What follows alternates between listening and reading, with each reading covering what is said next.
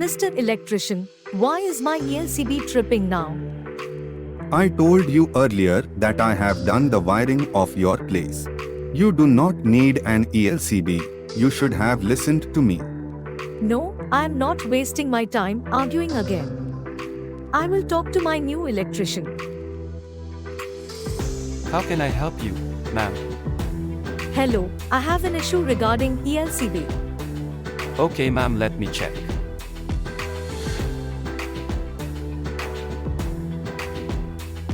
Ma'am, I have checked and found the problem. What is it? Neutral looping. What is neutral looping?